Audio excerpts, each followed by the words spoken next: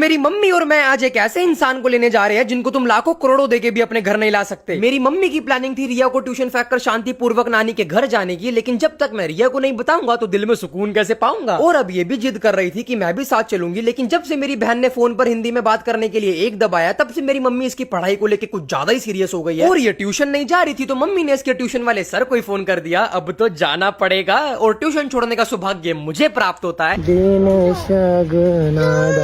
Then ready होकर नानी के घर कुछ लेकर जाना और वहां से कुछ लेकर आना, ये तो हमारी परंपरा है। तो नानी के लिए पनीर लेकर हम लोग निकल जाते और रास्ते इतने खाली थे कि हमको ऐसा लग रहा था कि भगवान हमसे कुछ ज्यादा ही खुश है। लेकिन थोड़ा आगे चलते ही भगवान हमसे कहते हैं अपनी औकात में रह। तो रोड पर चलते हुए दोपहर से शाम हो जाती और अभी भी हम लोग जाम में ही थे और शाम से रात हो गई थी और अभी भी हम लोग जाम में ही थे। तो करीबन 1 घंटे का सफर 3 घंटे में तय करके हम लोग नानी के घर पहुंचते हैं। और हम लोग इधर इसलिए आए हैं क्योंकि मेरी नानी को पूरी फैमिली के साथ किसी काम से पंजाब जाना था और वो अपने ठाकुर जी की सेवा हमको देना चाहते थे, या फिर ठाकुर जी खुद आना चाहते थे, ये कहें तो गलत नहीं होगा। तो ठाकुर जी को लेकर हम लोग उनके घर के लिए निकल जाते हैं एंड तभी हमको रास्ते में रियलाइज होता है कि कल तो जन्माष्टमी भी है और कान्हा जी तभी हमारे घर पर आए हैं। और यही बात सोच के मम्मी बहुत ही ज्यादा इमोशनल हो जाती है। फिर घर पहुंचकर ठाकुर जी और श्री जी अपने स्थान पर विराजते हैं। अब हमको बहुत ही ज्यादा खुशी तो हो रही थी, लेकिन उससे कहीं ज्यादा डर लग रहा था कि उनकी सेवा कैसे करेंगे, कुछ गलत हो गया तो, पाप लग गया तो कर पाएंगे या नहीं। और मेरे दिमाग में इतने ज्यादा क्वेश्चन चल रहे थे कि इनके आंसर सिर्फ तुम ही लोग दे सकते हो, तो प्लीज कॉमेंट करना।